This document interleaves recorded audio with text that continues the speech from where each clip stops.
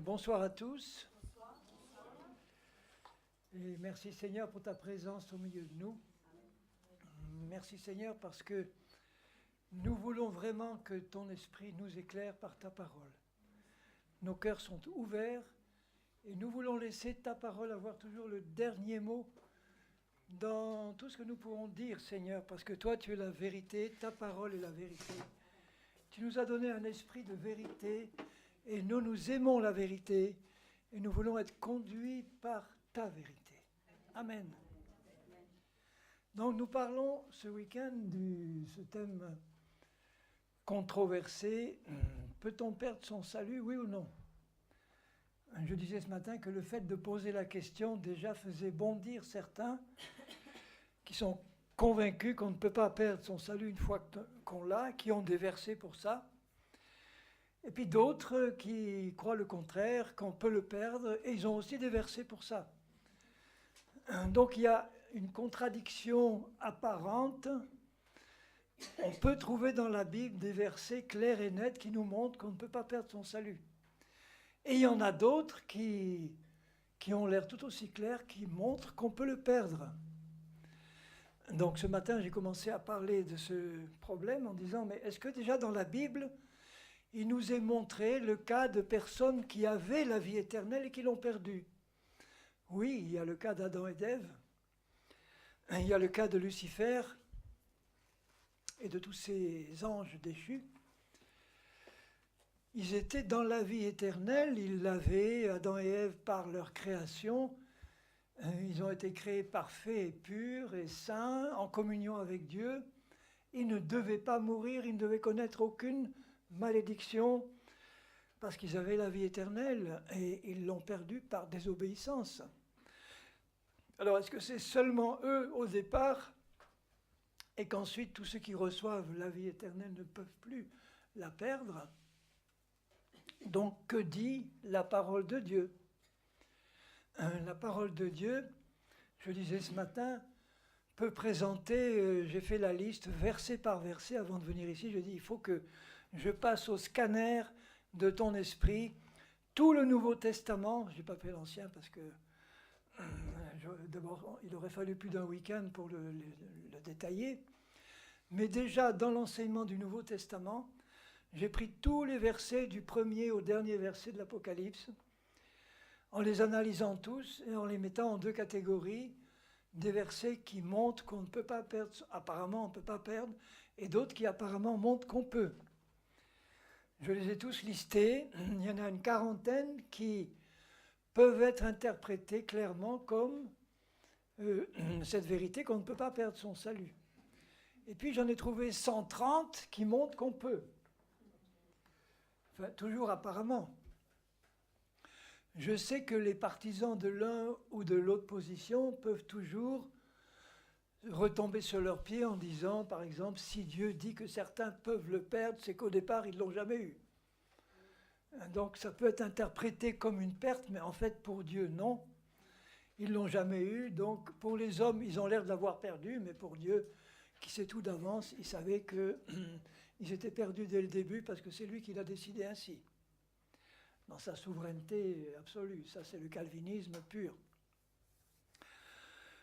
Donc je me propose d'abord ce soir de voir en détail avec vous en quoi consiste exactement ce salut que Christ a acquis pour nous. Parce que moi ce qui m'intéresse, même s'il est possible d'après la Bible de le perdre, ce qui m'intéresse c'est est-ce qu'on peut, avec la grâce et l'aide de Dieu, arriver au point où maintenant nous affermissons notre position dans le salut et nous pouvons avoir la conviction que maintenant nous ne le perdrons pas.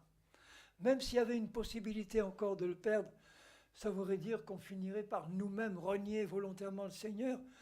Il y a un point, je pense, où quand on connaît le Seigneur et qu'on est décidé de marcher avec lui, qu'on a pleinement goûté à son amour, qu'on a pleinement goûté à ce qu'il est vraiment, à ce qu'il a fait, à l'amour de Dieu, quand on a reçu la révélation de l'amour de Dieu, à quel point il nous aime, à quel point il a tout donné par Jésus-Christ, son Fils, pour nous sauver, à quel point il est désireux de nous garder avec lui, à quel point il est désireux de nous remplir de tous ses dons pour nous affermir dans son salut.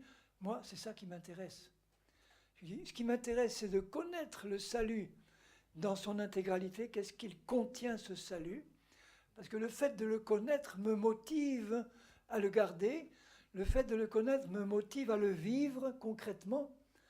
Je ne voudrais rien laisser de côté de ce que Jésus a acquis pour moi dans ce salut, par ignorance ou incrédulité, et ne pas un jour me trouver devant le Seigneur et qu'il me dise, avec quand même un cœur triste, il me dise, mais est-ce que tu as compris dans ma parole en quoi consistait ce grand salut que je t'ai donné?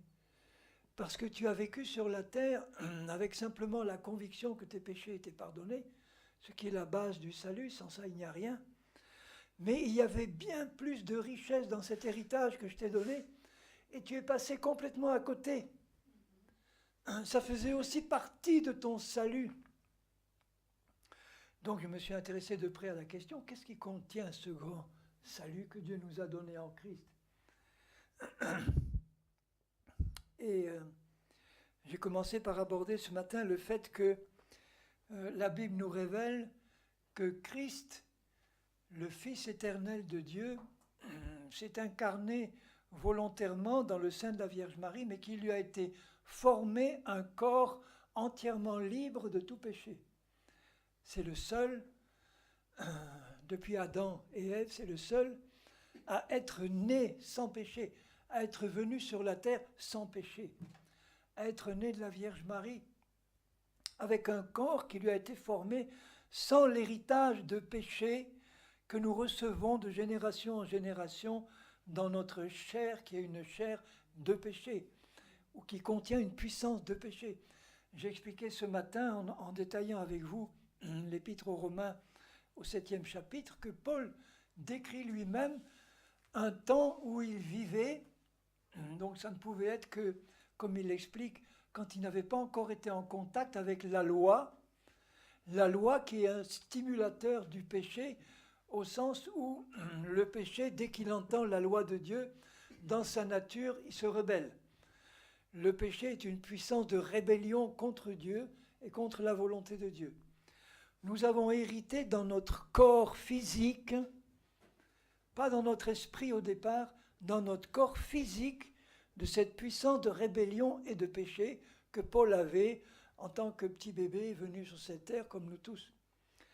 Mais comme il le dit lui-même, je ne crois pas que les bébés qui sont conçus dans le sein maternel reçoivent dès le départ un esprit plongé dans la mort spirituelle.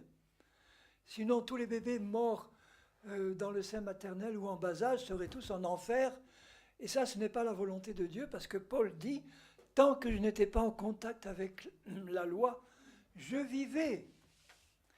Et comme il ne parle pas de sa vie physique, il parle de la vie spirituelle. Et il dit que quand la loi m'a été révélée, le péché qui était dans mes membres a été stimulé, m'a fait tomber dans le péché, et je suis mort à ce moment-là, il dit. Moi, je mourus. Et il était bien vivant physiquement quand il raconte cela. Donc il ne peut parler que de sa mort spirituelle. Il a connu la mort spirituelle, comme tous les hommes, à partir d'un certain âge où, étant en contact avec la volonté de Dieu quelque part, ça a stimulé le péché qui était dans la chair, qui nous a fait tomber dans le péché, qui a provoqué à ce moment-là notre mort spirituelle. Et c'est là que l'esprit est plongé dans la mort, et coupé de Dieu. Tous les hommes passent par cette expérience-là aujourd'hui. Mais que, à la fin du chapitre 7, on voit que Paul dit « Moi, je suis charnel, vendu au péché. Je veux faire le bien, mais je ne peux pas. Je veux éviter le mal, mais je ne peux pas. Je réalise qu'il y a dans mes membres une puissance de péché et de rébellion qui s'oppose à mon désir d'obéir à Dieu et qui m'empêche, qui me maintient sous le contrôle de cette puissance-là. Misérable que je suis, qui me délivrera de ce corps de mort?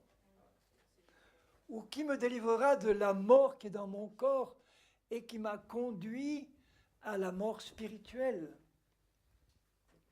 Donc la conviction que j'ai aujourd'hui par la parole de Dieu, c'est que l'esprit des hommes au départ a été créé par Dieu dans le sein maternel et que Dieu ne crée pas la mort. Dieu crée la vie. Il donne à tous les bébés dans le sein maternel un esprit qui est vivant, mais il ne peut pas empêcher le fait que tous les hommes reçoivent par leur corps, par les deux cellules initiales qui s'unissent, un héritage de péché qui est inscrit dans la chair et qui se transmet de génération en génération. Et le problème, il est là. C'est que ce péché qui est dans notre corps nous pousse à pécher et donc à tomber dans la mort spirituelle. Et là, nous avons besoin d'être sauvés de cette mort spirituelle. Et pour cela, il n'y a qu'un seul chemin, c'est réalisé par le Saint-Esprit, puisque je rappelais le verset d'Éphésiens 2:8 qui nous dit que nous sommes sauvés par grâce, par le moyen de la foi, que cela ne vient pas de vous, que c'est le don de Dieu. Maintenant, le problème qui se pose, c'est qu'est-ce que Dieu veut donner ce don à tous les hommes, ou est-ce qu'il l'a donné simplement à certains? Est-ce que Dieu fait des préférences entre les hommes? C'est là qu'interviennent les principales doctrines au sein du... Bon, je ne parle pas de la doctrine catholique, mais de la doctrine, des différentes doctrines protestantes. Hein. Il y a différents courants. Bon, disons, en gros, vous avez les principaux réformateurs, ça a commencé par Luther. Luther qui était un moine catholique, qui a gardé dans sa doctrine beaucoup de choses qui restaient du catholicisme, mais qui a compris une chose, c'était la base de sa doctrine. Il a compris une chose, c'est que, en étudiant l'Épître aux Romains et le Nouveau Testament, que nous ne pouvons être sauvés que par la grâce et par la foi. Donc Luther mettait l'accent sur le salut par la foi seul, sola fide, sola scriptura, vous connaissez les principes de la doctrine luthérienne. On est sauvé que par... Mais Luther croyait à un libre arbitre de l'homme. Alors que celui qui est venu tout de suite après, Calvin, était beaucoup plus rigide et beaucoup plus strict dans sa doctrine. Lui ne croyait pas du tout au libre arbitre de l'homme. Et il croyait que l'homme était entièrement et doublement prédestiné par Dieu, soit au salut, soit à la perdition. Parce que la différence essentielle entre Luther et Calvin, c'est que Luther mettait en avant le salut par grâce et par foi seul, alors que Luther mettait en tout premier la souveraineté absolue de Dieu et la gloire de Dieu. Calvin mettait avant tout la souveraineté absolue de Dieu et la gloire de Dieu au maximum. Et pour lui, la gloire de Dieu, c'était se manifester d'abord par la souveraineté absolue de Dieu. Et donc, il a établi sa doctrine, mais si vous regardez, j'ai pris là la doctrine du calvinisme pur et dur, en 5 points, parce que vous avez des calvinistes en 4 points, des calvinistes en 5 points. Les 4 points, ils ont nié une partie de la doctrine de Calvin. Mais bon, la doctrine de Calvin dit ceci, c'est que, 1, l'être humain, depuis la chute, est complètement dépravé et qu'il est incapable de lui-même de faire le moindre choix et d'exercer le moindre libre arbitre à cause de sa dépravation totale et absolue.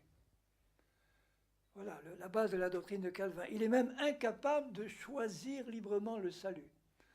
Donc le deuxième point, c'est que Dieu, dans sa souveraineté, donc, il élit, il choisit lui-même, par sa propre décision, ceux qu'il décide d'être sauvés et ceux qu'il décide d'être perdus. C'est le choix inconditionnel de Dieu qui correspond à sa souveraineté totale, on n'a rien à dire. Dieu choisit les uns et élit les uns et les autres par élection au salut. Et une fois qu'il nous a élus au salut ou à la perdition, on n'a rien d'autre à faire qu'à suivre la prédestination qu'il a décrétée pour nous. Donc le troisième point, c'est qu'en raison de cette prédestination des uns à être sauvés et des autres à être perdus, eh bien, l'expiation que Christ a accomplie sur la croix, elle est limitée à ceux qui sont prédestinés à être sauvés. En d'autres termes, Dieu, Christ n'a pas porté les péchés de tous les hommes pour Calvin, il a porté uniquement les péchés de ceux qui étaient prédestinés à être sauvés. Les autres, il n'a pas besoin de porter leurs péchés puisqu'ils sont prédestinés à être perdus. Le quatrième point, c'est ce qu'il appelle la grâce irrésistible qui est donnée à ceux qui sont prédestinés à être sauvés, c'est-à-dire qu'ils ne peuvent rien faire d'autre puisqu'ils sont prédestinés à être sauvés que de recevoir la grâce qui a été prévue pour eux. C'est une grâce à laquelle ils ne peuvent pas résister, ils ne peuvent pas dire non à la grâce de Dieu puisqu'ils sont prédestinés à être choisis pour être sauvés. Et donc, étant choisis pour être sauvés, ils reçoivent automatiquement et naturellement la grâce de Dieu pour être sauvés. Ils ne peuvent pas résister à cette grâce. Et le cinquième point, c'est la persévérance des saints, c'est-à-dire que une fois sauvé, donc, comme tu es prédestiné à être sauvé, tu es toujours sauvé, tu ne peux pas perdre ton salut, c'est impossible. Les élus le restent par la foi et ils ne pourront jamais perdre ce salut puisqu'ils sont prédestinés à rester sauvés. Vous voyez que Calvin, Luther c'était un bon vivant, c'était un prophète, c'était un volcan.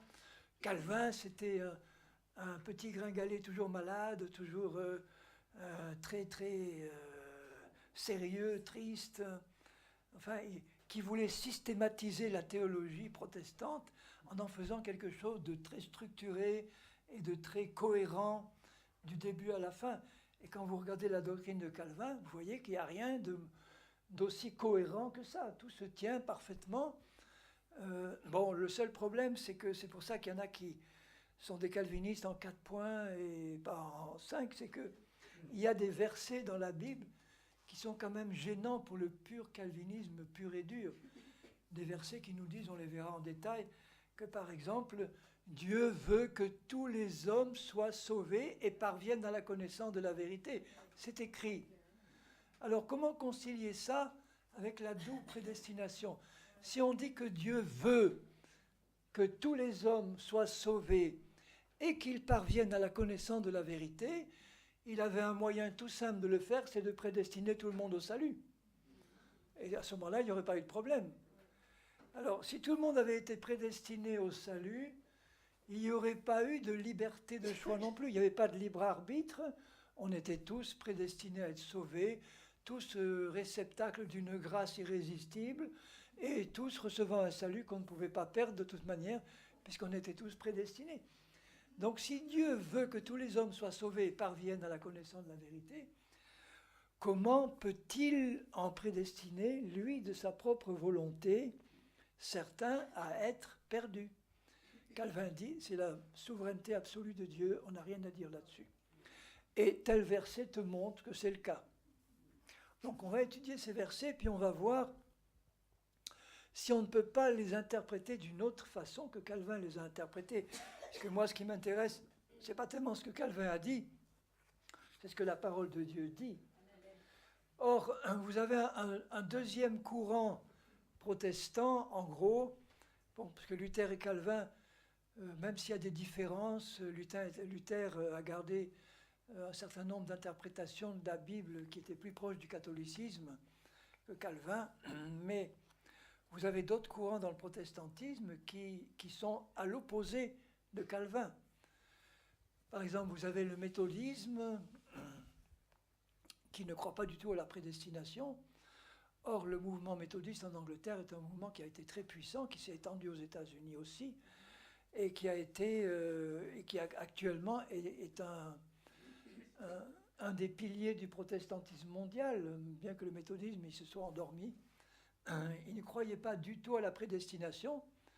Et puis vous en avez surtout un théologien qui s'appelle Arminius, qui est un théologien hollandais de la fin du XVIe siècle, donc il est un peu postérieur à Luther et Calvin, qui lui a conçu une théologie, toujours en s'appuyant sur la Bible, qui était carrément l'inverse de celle de Calvin. Et tous les deux étaient protestants, au départ réformés, comme Arminius.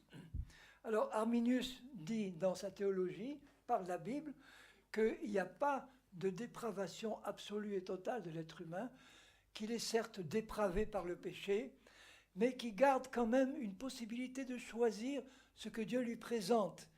Quand Dieu lui présente quelque chose, même le pécheur le plus endurci, il a en lui-même la possibilité de dire oui ou de dire non, d'accepter ou de refuser ce que Dieu lui présente, même s'il est dépravé par le péché, avec l'aide de la grâce de Dieu et de la foi que Dieu donne, puisque Dieu veut les donner à tous, il y en a qui l'acceptent et d'autres qui le refusent.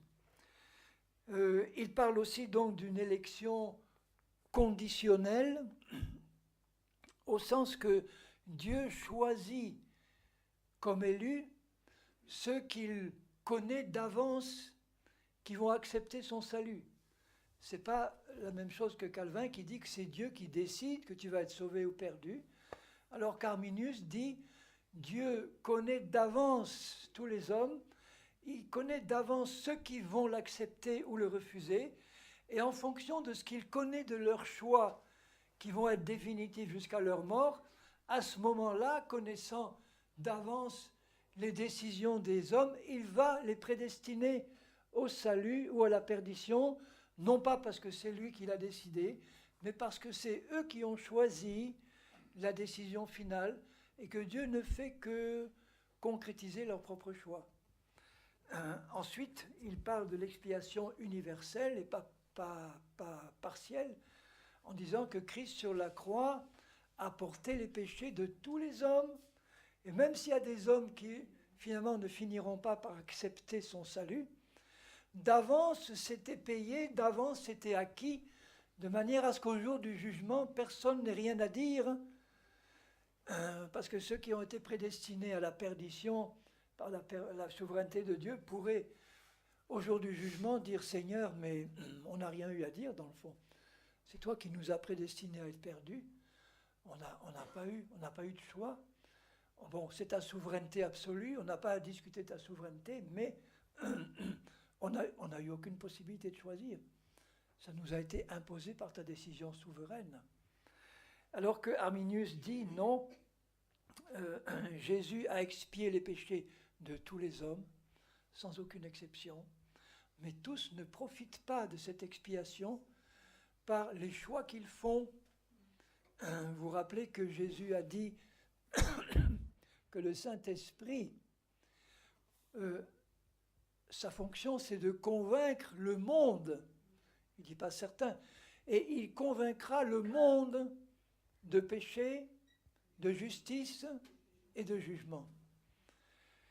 Ça veut dire que, comme Dieu veut sauver tous les hommes, son esprit est à l'œuvre pour convaincre tous les hommes. Et il y en a qui acceptent, mais il y en a qui refusent. Donc, lui, il dit que, d'après sa compréhension de la Bible, là, on peut résister à la grâce de Dieu. Calvin dit on ne peut pas résister à la grâce de Dieu quand on est prédestiné à être sauvé. On ne peut que l'accepter parce qu'on est destiné à cela. Arminius dit non, même dépravé, l'homme garde par la création de Dieu, il a créé des hommes capables de choix, même s'ils sont dépravés, capables de comprendre par la grâce de Dieu et la révélation de l'Esprit qu'ils sont pécheurs, et capables de choisir ce que Dieu, dans sa grâce, leur présente comme la solution de leurs problèmes. Il les laisse libres de choisir ou pas ce que sa grâce leur présente. Donc pour lui, on peut résister à la grâce de Dieu et ne pas l'accepter.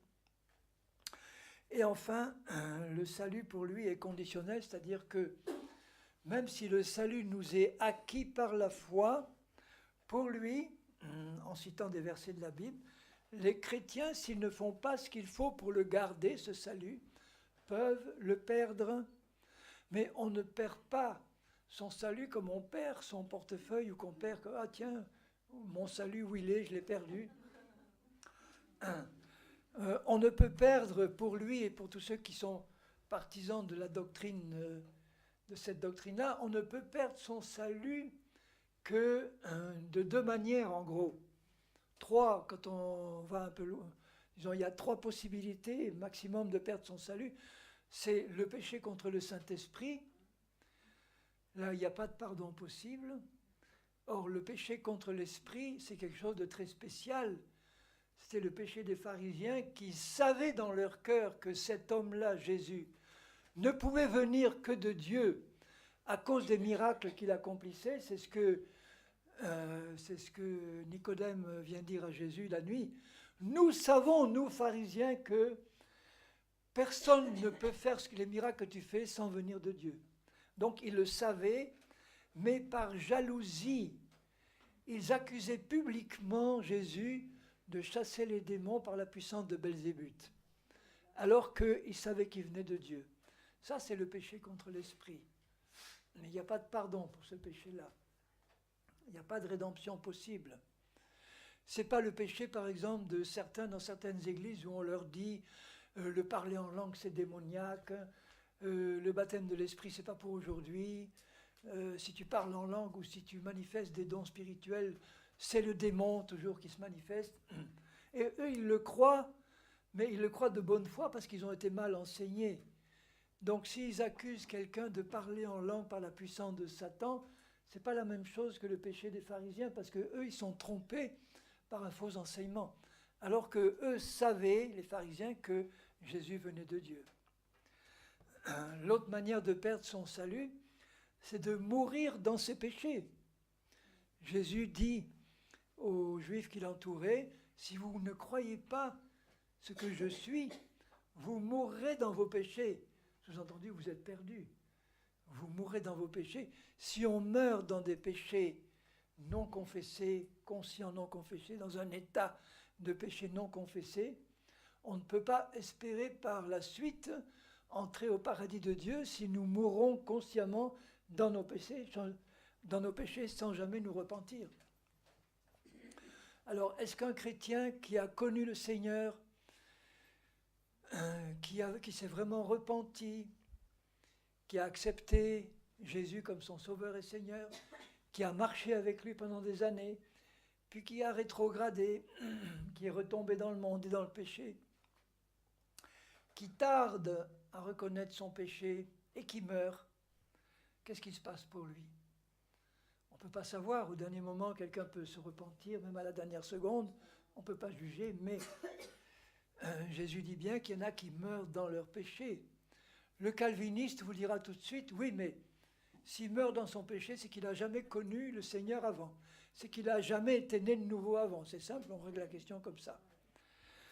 Mais est-ce qu'il est possible qu'il y en ait qui aient connu Dieu, qui aient vraiment goûté de son salut, goûté de son esprit, et qui l'ont abandonné au point de vivre consciemment dans le péché et de mourir consciemment sans avoir le temps de se repentir? Est-ce que c'est possible ou pas? Moi, ma réponse, elle est oui. Elle est oui. Une troisième manière de perdre son salut serait de renier consciemment, volontairement, définitivement le Seigneur Jésus après l'avoir connu. De le renier définitivement.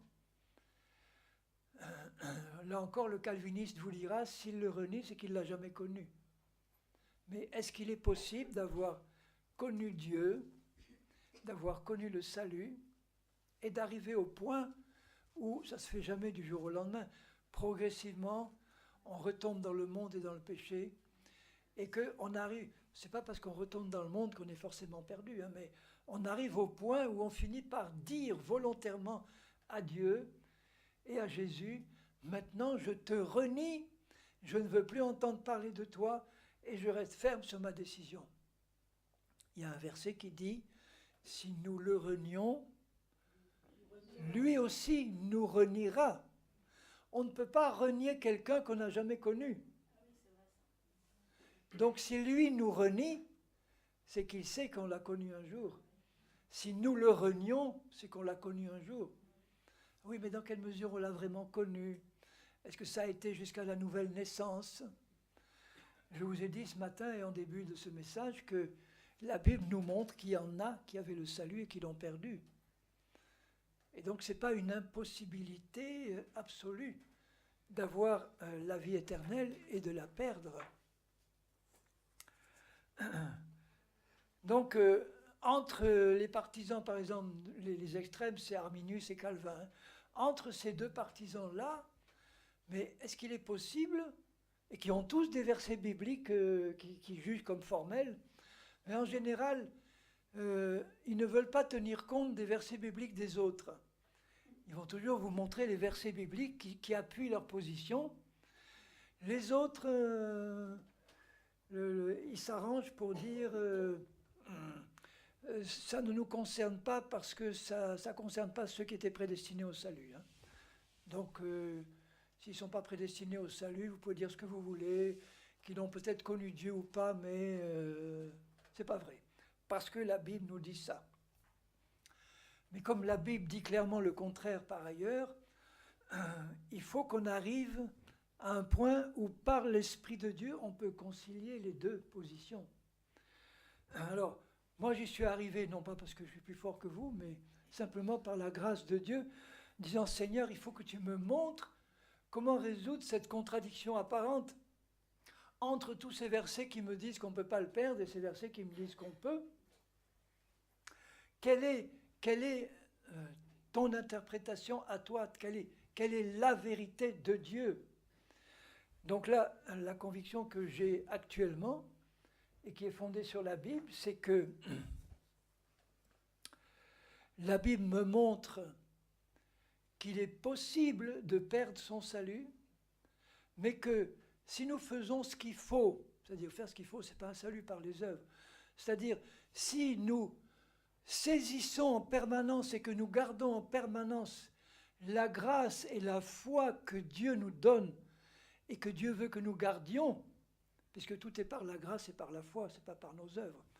Si nous puisons constamment dans la grâce et la foi de Dieu qu'il nous donne pour conserver le salut qu'il nous a donné par la grâce et la foi au début, nous pouvons donc, si nous gardons la grâce et la foi, bénéficier de la puissante aide de Dieu pour nous conserver dans le salut et nous permettre d'être convaincus que nous pouvons le garder jusqu'au bout.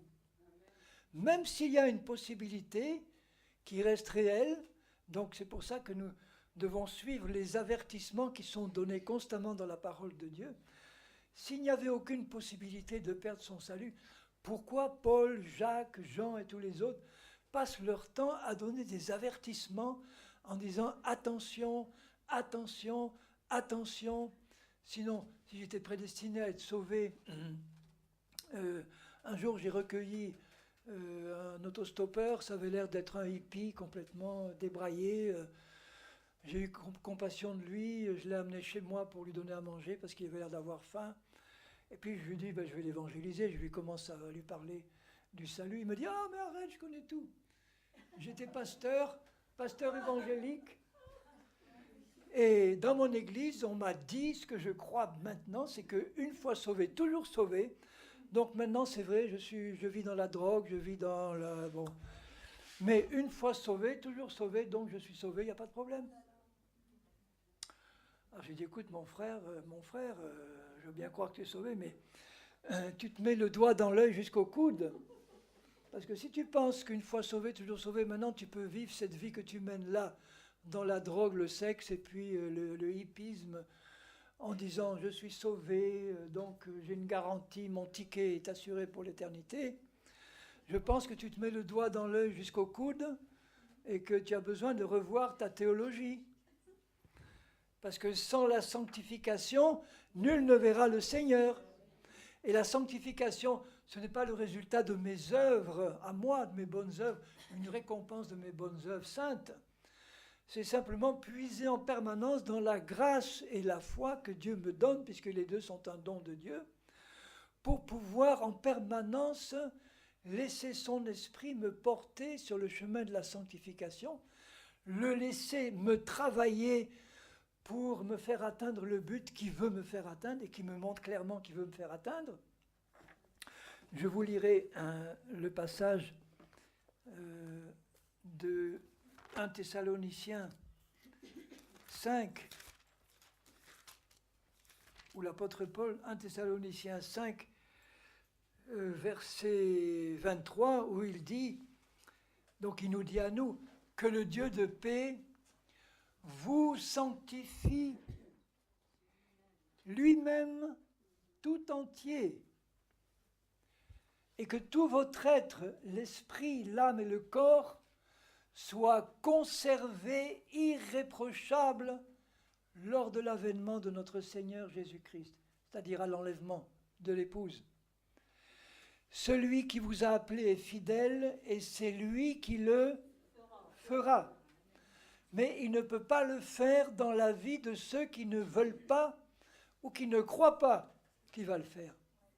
Donc elle est là la clé.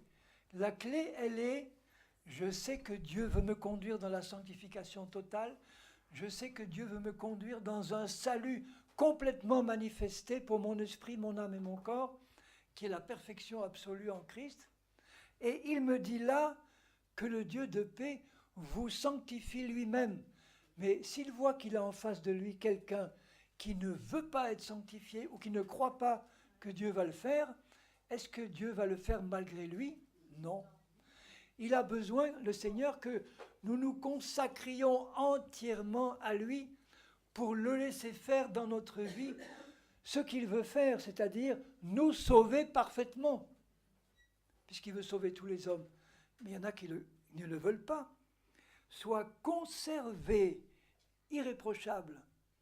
Donc s'il veut nous conserver irréprochables lors de l'enlèvement, c'est qu'au moment de l'enlèvement, ça sera fait.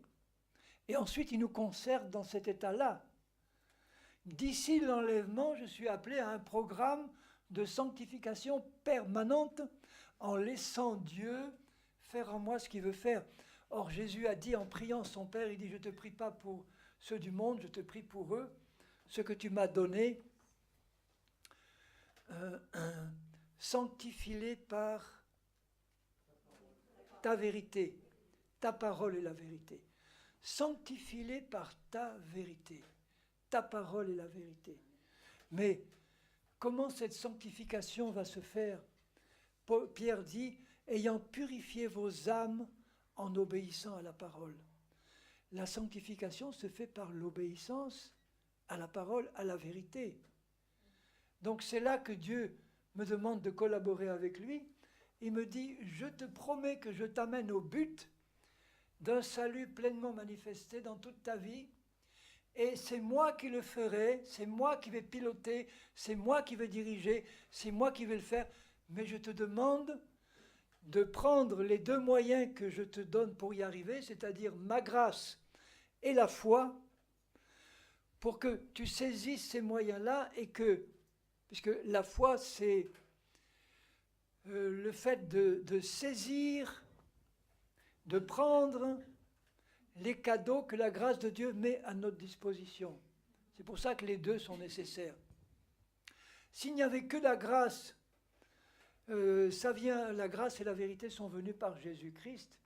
Alors, si la grâce vient devant nous et qu'on n'a pas le moyen de saisir ce qui est mis à notre portée par la foi, on ne pourrait pas bénéficier de la grâce. Et s'il n'y avait que la foi, alors que la grâce était restée là-haut, on aurait beau sauter aussi haut qu'on peut, avec toute la foi du monde, on n'aurait pas eu la possibilité de prendre ce que la grâce de Dieu a fait descendre à notre portée. C'est pour ça que nous sommes sauvés par grâce, par le moyen de la foi. Pas par la grâce seule, pas par la foi seule, mais par la grâce et par la foi. Donc, nous sommes conservés dans le salut, forcément, par la grâce et par la foi aussi. Donc, vous voyez que la seule possibilité de ne pas parvenir à la pleine réalisation de ce salut, ce serait de rejeter la grâce et la foi que Dieu, dans sa bonté, tend à tous les hommes. Pour moi, j'ai une satisfaction spirituelle profonde de croire cela, alors que quand je suis confronté à la doctrine de Calvin, d'un Dieu qui, dans sa souveraineté absolue, décide lui-même de élire au salut ceux qu'il a choisis lui-même et de condamner à la perdition éternelle ceux qu'il a décidé lui-même dans sa souveraineté là, il y a au fond de mon esprit quelque chose qui n'accepte pas cette position-là. Parce que ça serait à ce moment-là faire Dieu de Dieu l'auteur du mal. C'est lui qui serait l'auteur du mal. C'est lui qui serait l'auteur de la perdition en prédestinant de lui-même dans sa souveraineté certains à être perdus, certains à être sauvés. Donc Calvin était tellement désireux de mettre la souveraineté de Dieu en tout premier qu'il a oublié le fait biblique que Dieu limite volontairement sa souveraineté par sa parole. Il décide lui-même de limiter sa souveraineté par sa parole, c'est-à-dire que quand il nous donne une parole, il va forcément respecter sa parole et rien d'autre à côté. Donc en nous donnant une parole, il se limite lui-même, il s'interdit lui-même de faire autre chose que sa parole nous révèle. Il se limite. Il n'est plus libre de faire tout ce qu'il veut. Quand on dit que Dieu est l'auteur, il y a des versets dans l'Ancien Testament qui disent « c'est Dieu qui envoie le mal et le bien ». C'est qui peut dire dans la terre que ce qui arrive de bien ou ce qui arrive de mal ne vient pas de Dieu, tout vient. Or, la Bible est une révélation progressive et on doit comprendre que Dieu n'a jamais été l'auteur du mal, mais il a établi des lois spirituelles. Par exemple, une loi spirituelle qui consiste à dire que la conséquence du péché, c'est la mort, ou le salaire du péché, c'est la mort. Donc ce n'est pas Dieu qui a créé le péché et la mort, mais c'est lui qui nous prévient en disant que si tu laisses entrer le péché en toi par la désobéissance, tu vas entraîner en toi une conséquence que Dieu lui-même a établie dans sa souveraineté, c'est que la conséquence de la désobéissance, c'est la mort, c'est la malédiction. C'est Dieu qui a établi ces lois. Mais Dieu ne les a pas établies pour qu'elles s'appliquent à nous. Il les a établies pour nous montrer que si nous quittons la protection divine, si nous quittons l'union avec Dieu, on ne peut pas espérer être béni. Si on abandonne Dieu et si on le lâche, on ne peut pas espérer continuer à bénéficier de tout ce que Dieu a en réserve pour nous si on le quitte et si on désobéit. C'est ce qui s'est passé au départ avec Adam et Ève. Ils ont choisi eux, et on voit bien que ce n'est pas Dieu qui les a prédestinés à choisir de manger le fruit. Dieu leur avait dit simplement, ne le mangez pas, si vous mangez, vous mourrez. Ils avaient la possibilité de ne pas le choisir, ils n'étaient pas prédestinés à le choisir. Mais Dieu qui connaissait toutes choses d'avance, savait qu'ils allaient le faire, il avait déjà prévu son merveilleux plan de salut. Alléluia. Que Christ est venu accomplir pour nous. Vous voyez, dans le passage que je viens de vous lire là, il dit que votre être entier, l'esprit, l'âme et le corps soient conservés irréprochables. Ça veut dire pur, parfait, parfaitement arrivé, parvenu à la perfection. Vous voyez déjà que nous avons trois parties en nous, l'esprit, l'âme et le corps. Et que le salut complet que Christ a accompli pour nous à la croix, qui consistait à expier nos péchés en les prenant dans son corps, il a pris dans son corps, pas dans son esprit, nos péchés, nous dit 1 Pierre 2, 24. Et Ésaïe 53 dit qu'il a porté lui-même la malédiction qui était associée au péché, c'est-à-dire les maladies, les douleurs, les infirmités, toute la malédiction qui résulte du péché.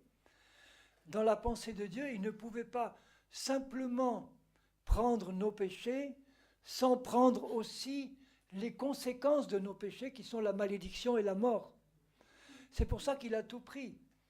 Il a pris dans son corps nos péchés, tous nos péchés, des premiers péchés au dernier que vous avez pu commettre, du premier homme au dernier homme, il les a tous pris dans son corps pour les entraîner, les aspirer dans son corps et les entraîner dans sa mort avec lui, au sens où, par sa mort, il nous libère du péché qui était sur nous, si nous le croyons et si nous l'acceptons comme sauveur, puisque d'avance, il a pris en lui tous nos péchés. Et il a pris en lui, dans Ésaïe 53 et dans d'autres passages du Nouveau Testament, il nous est montré qu'il a pris aussi toutes les conséquences du péché, toutes les formes de malédiction du péché, il les a prises dans son corps et il nous en a libérés.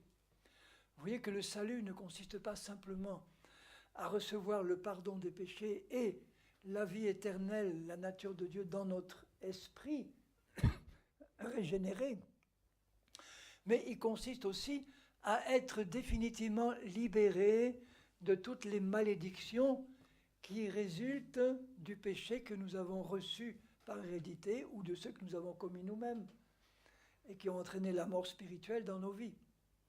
Il a tout payé, il a tout pris sur lui, péché, maladie, infirmité, mort, ténèbres, jugement, condamnation, châtiment qui revenaient sur le péché. Il a tout pris dans son corps, et s'il l'a pris en son corps, c'est pour nous en libérer et pour que nous puissions marcher concrètement dans cette liberté totale dès maintenant. Donc si on comprend ce que comprend ce salut, il comprend pour notre esprit, la délivrance de tous les péchés accumulés depuis Adam jusqu'à nos propres péchés.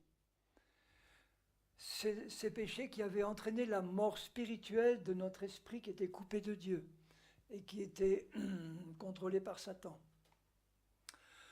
Par la repentance que Dieu nous donne dans sa grâce et par la foi en Jésus que Dieu aussi nous donne dans sa grâce, nous recevons non seulement le pardon de tous nos péchés qui sont effacés comme s'ils n'avaient jamais existé, nous recevons aussi une nouvelle naissance de notre esprit.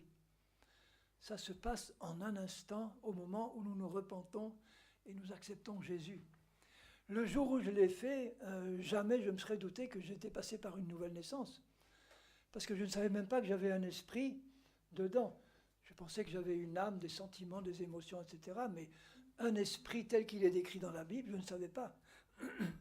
Donc on m'aurait dit ce jour-là, vous m'auriez dit, ah, tu viens d'accepter Jésus comme ton Seigneur et Sauveur, tu t'es repenti.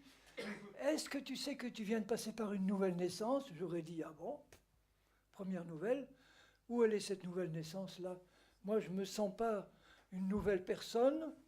Si, je ressens la paix dans mon cœur, mais bon, c'est du ressenti.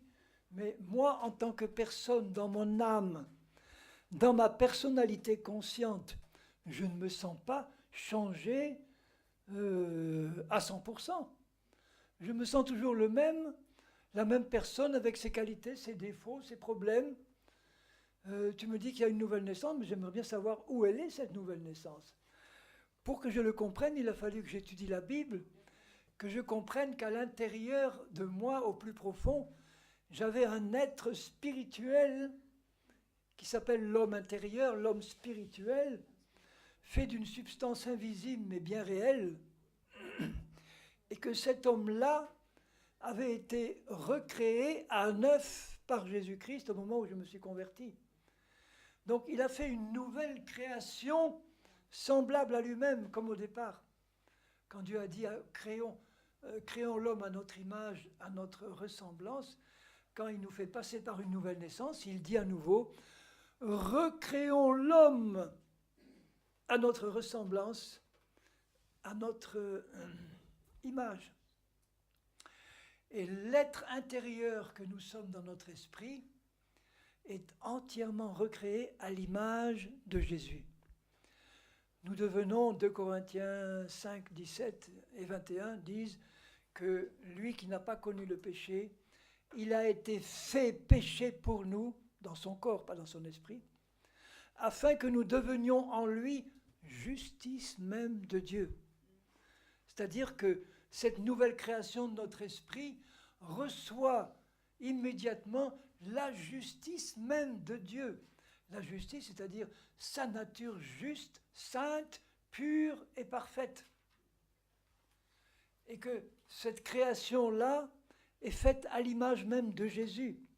Nous sommes dans notre esprit un être nouveau, exactement semblable à Jésus, dans sa sainteté, dans sa justice.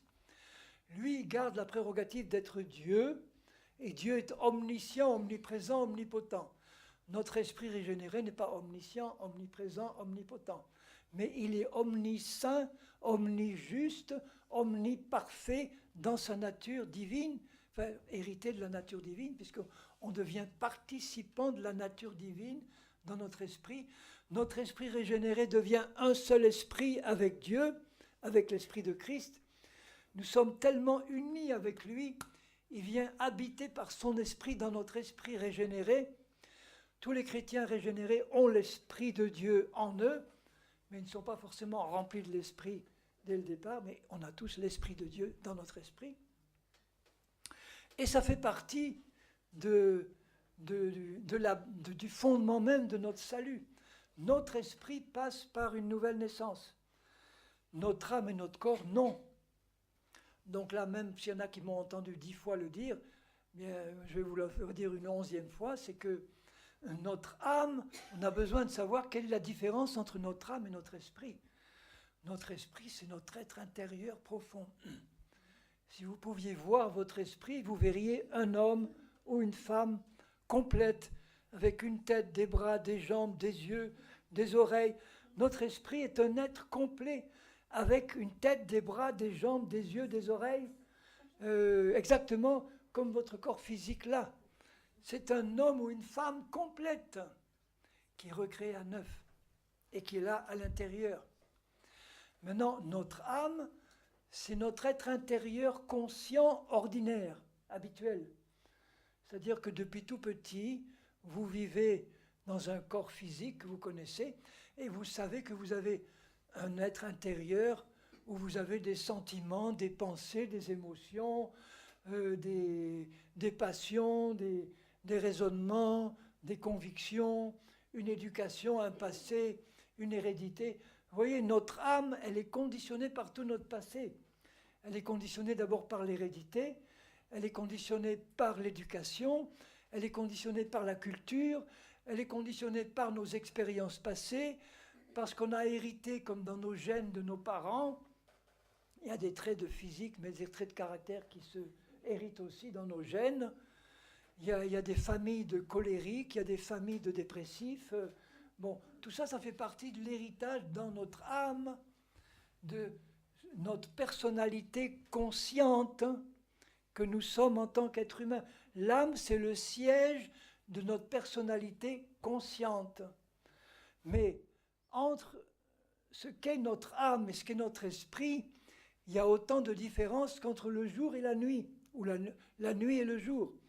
Notre esprit, c'est le grand jour, et notre âme, quand nous arrivons au Seigneur, elle est encore dans les ténèbres.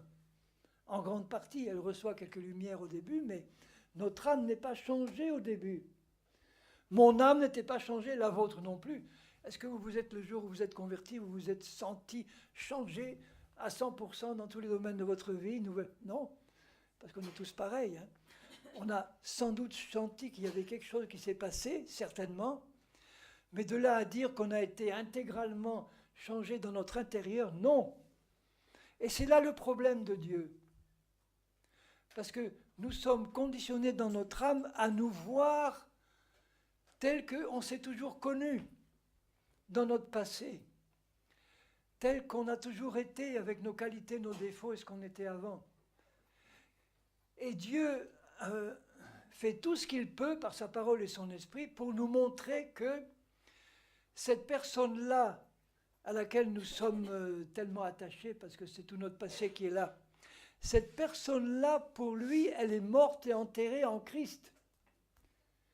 Elle ne subsiste que parce que nous la laissons vivre dans notre intelligence et dans notre âme. Mais rappelez-vous ce que Jésus a dit à ses disciples, si vous voulez vraiment être mes disciples, vous devez, renoncer à vous-même, vous charger chaque jour de votre croix et me suivre. Ils n'ont rien compris à ce que ça voulait dire. Qu'est-ce qu'il t'aurait dit? Il faut que tu renonces à ta situation, que tu renonces à ta fortune, que tu renonces à ta famille, que tu renonces à ton beau travail, que tu renonces à tes richesses. Bon, on aurait compris. Mais renoncer à toi. Moi, je me suis dit, mais comment je peux renoncer à moi? Ça veut dire renoncer à moi. Ça veut dire quoi, Seigneur, renoncer à moi?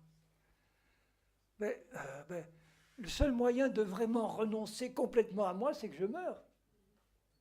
Que je disparaisse de la circulation. Il disait, oui, mais alors, si je disparais complètement de la circulation, qu'est-ce que je vais devenir, moi, maintenant?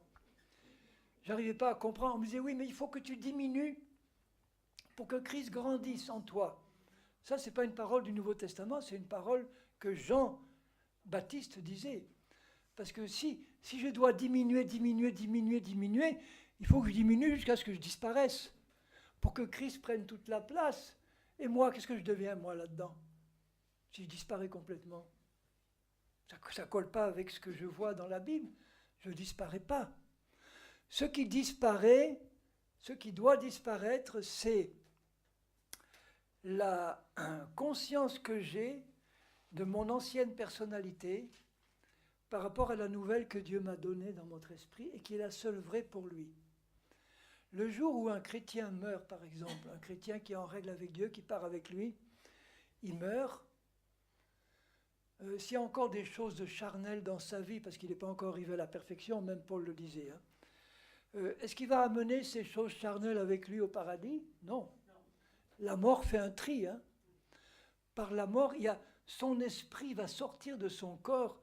Et comme son esprit est déjà parfait en tout point, c'est à ce moment-là simplement qu'il réalise en quoi consistait la réalité de son esprit.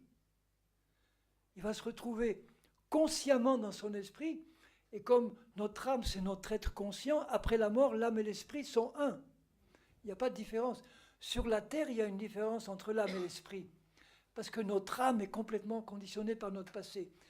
Quand on meurt, on n'amène rien de notre passé charnel, rien de la chair. On se retrouve dans notre esprit consciemment là. Et là, on dit, mince, je n'avais pas réalisé que j'étais si beau, si parfait. Et le Seigneur, il dit, oui, mais ça fait combien de temps que tu es converti, mon ami? Seigneur, ça fait 52 ans et demi. Ben, ça fait 52 ans et demi que tu avais reçu cet esprit-là et que tu ne le savais pas. Imagine quelle aurait été ta vie chrétienne si dès le début, tu avais compris et accepté cette vérité que ma parole te dit, que dedans, j'ai créé en toi une personne nouvelle qui ne dépend pas de toi, ni de ton passé, ni de ce que tu as fait, qui dépend de ma création parfaite et absolue de moi, Dieu.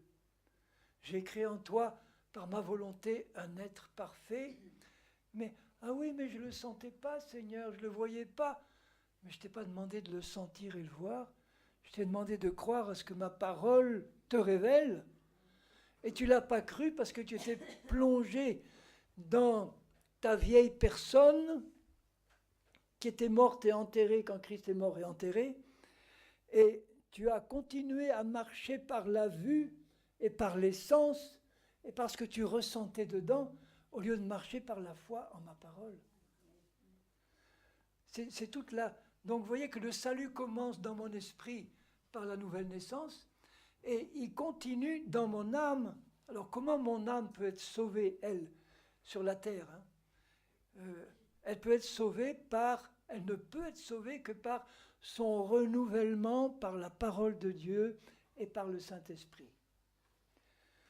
Que tout ce qu'il y avait dans mon âme, quand je suis arrivé à Christ, au point de vue de faux raisonnements, mensonges, fausses conceptions, et même après ma conversion, ce que j'ai pu recevoir dans des églises comme faux enseignements, fausses théologies, mensonges, qui se sont accumulés dans mon âme, Dieu voit ça, et il dit, il faut que tu comprennes que ton âme-là, elle a besoin d'être transformée, et que toutes tes pensées, tous tes raisonnements doivent être en accord maintenant avec ma parole. C'est pas la dernière trompette, non? Dans Romains, non, c'est pas possible, il y en aurait au moins quelques-uns qui seraient partis. Dans Romains 12, il dit ceci. Donc Romains 12, c'est après Romains 6, Romains 7, enfin tout ce qu'il explique dans Romains 8. Il dit, je vous exhorte donc, frères, par les compassions de Dieu, à offrir vos corps comme un sacrifice vivant, saint, agréable à Dieu. Parce que Paul savait que le problème, il consiste à garder dans mon corps une puissance de péché qui s'appelle la chair. Il appelle la chair parce qu'elle est collée à ma chair physique. Ce n'est pas ma chair physique qui a un problème, c'est la puissance de péché et de mort qui est collée à ma chair physique, qui l'entraîne à la mort physique. Hein.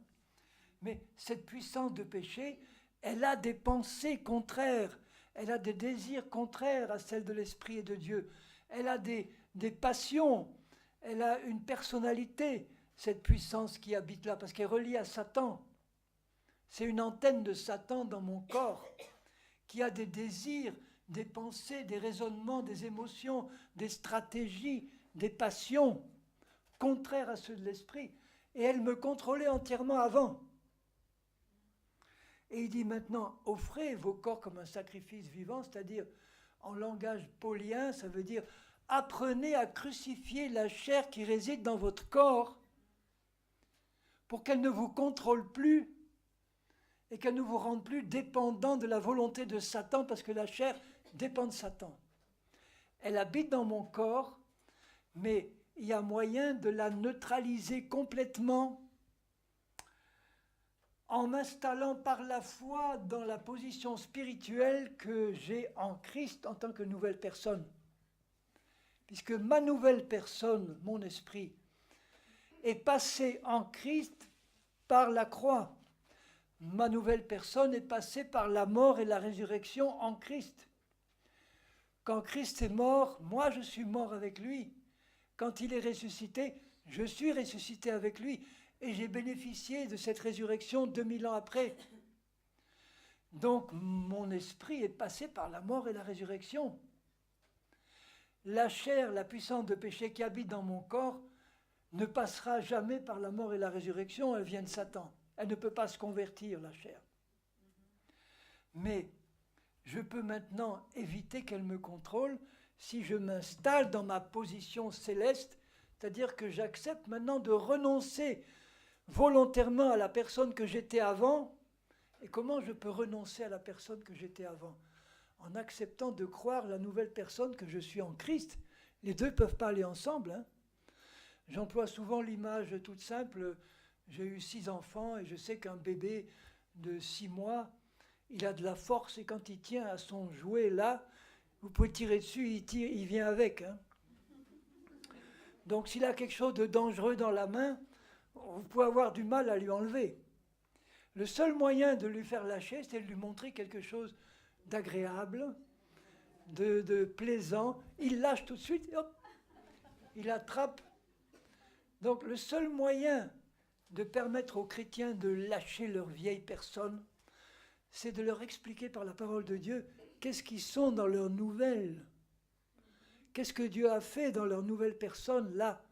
Et là, quand ils le réalisent, ils disent, mais il n'y a pas photo. Comment je peux rester encore attaché à la personne que j'étais avant, qui est vraiment pourrie, complètement contaminée par le péché et le passé, alors que Dieu me montre qu'il a déjà créé en moi une nouvelle personne semblable à lui en tout point, qui est l'habitation, le lieu très saint de Dieu.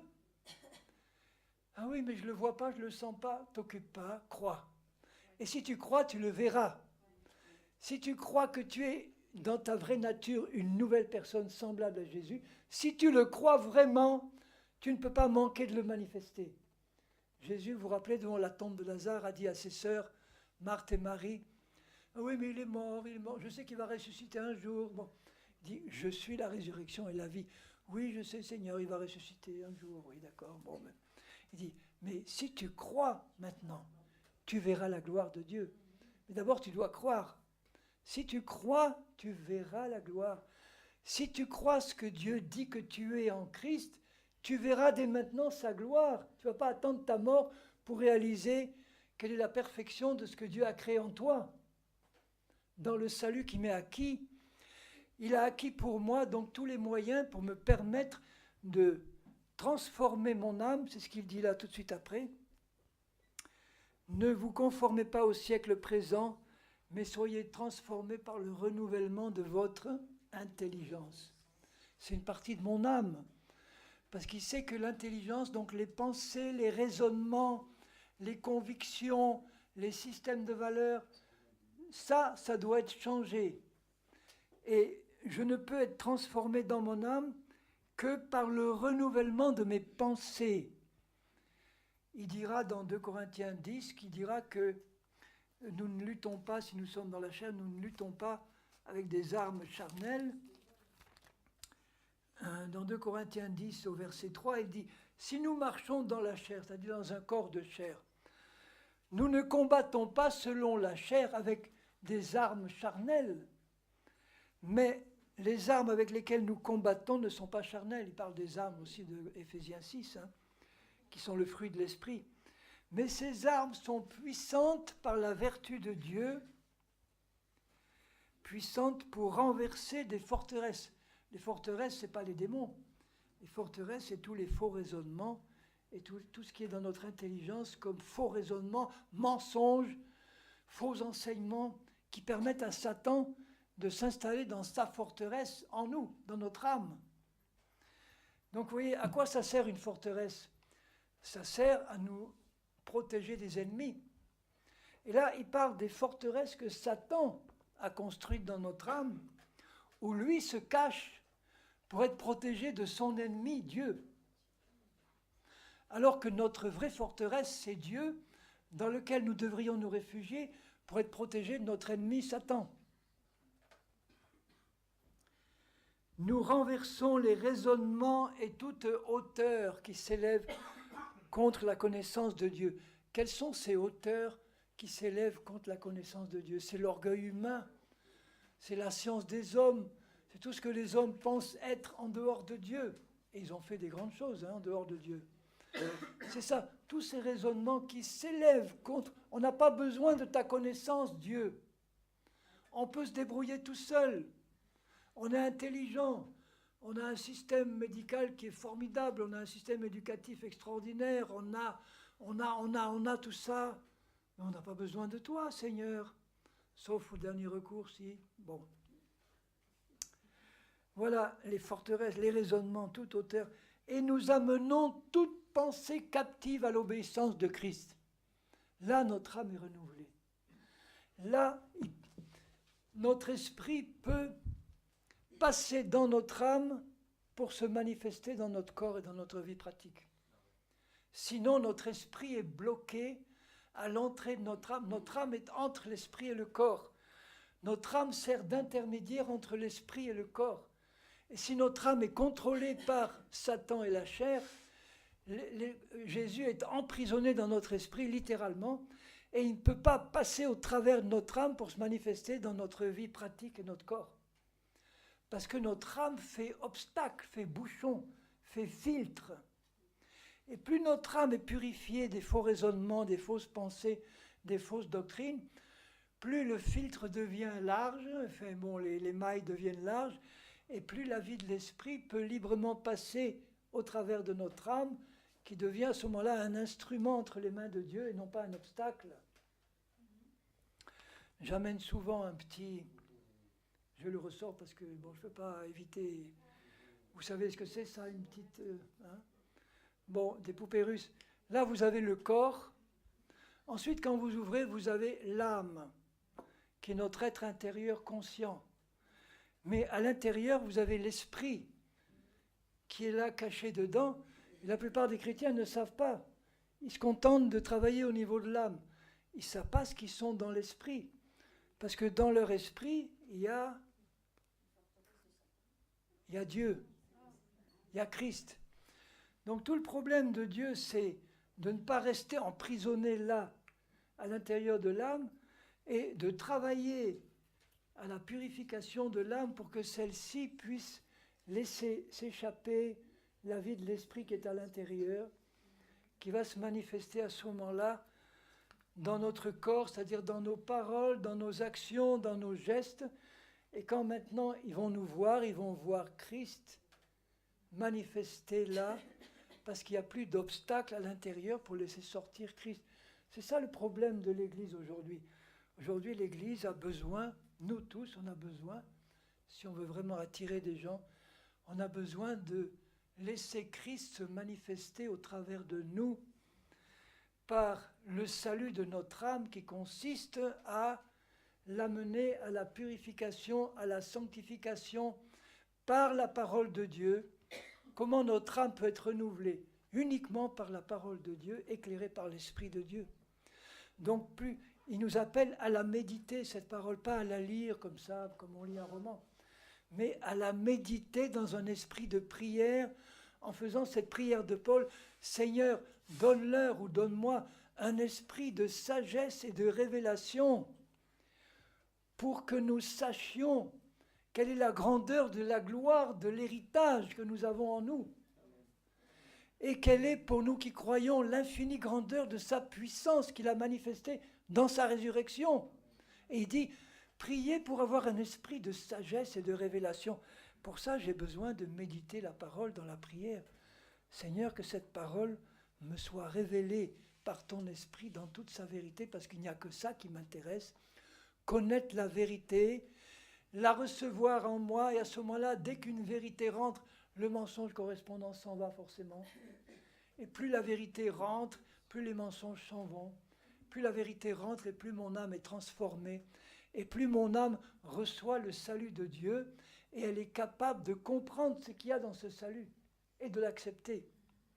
Et puis enfin, mon corps, lui aussi, doit bénéficier dès maintenant du salut de Dieu, ou de la première partie du salut de Dieu qui consiste à amener dans ce corps la puissance de vie du Saint-Esprit, parce que Dieu veut me renouveler en permanence. Mais là aussi, on est tellement bombardé dans notre intelligence. Si vous regardez une émission de télé, vous voyez la première des pubs qui vous dit « Oui, mais à partir de tel âge, il faut que tu prennes tel médicament parce que sinon tu ne vas pas t'en sortir. Sinon, à partir de cet âge-là, il faut prendre ça, il faut prendre ça.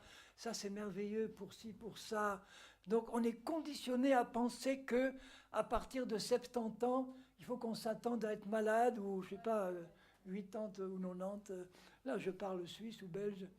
Mais enfin que, à partir d'un certain âge, on est conditionné à être malade, c'est normal, on ne peut pas penser autre chose. Quand vous pensez que Moïse, à 120 ans, sa vue était encore parfaite et sa vigueur était complète, et il est mort uniquement parce qu'il a désobéi à Dieu, il aurait pu vivre beaucoup plus longtemps, et qu'Abraham a vécu 175 ans dans une heureuse vieillesse, pleine de santé, et ils avaient une moins bonne alliance que nous. Ça veut dire que qu'est-ce qui nous empêche d'avoir ce qu'ils avaient eux? C'est uniquement des faux raisonnements. Uniquement. Le témoignage de Wigglesworth me plaît beaucoup parce que c'était un simple plombier qui savait à peine lire. Sa femme l'avait appris à lire. Il n'avait jamais rien lu, rien d'autre livre que la Bible. Tant mieux pour lui.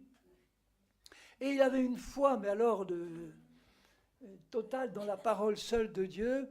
Et il disait, bon, moi, j'ai compris dans le psaume 90 que Dieu, dans le psaume de Moïse, dit qu'il est réservé aux hommes de vivre 70 ans, 80 pour les plus vigoureux. Donc, j'ai demandé ça au Seigneur et je crois qu'il me l'a donné. Il a passé 70 ans et il arrive près de 80. Maintenant, il y en a qui lui disent, maintenant, tu arrives à la limite. Hein.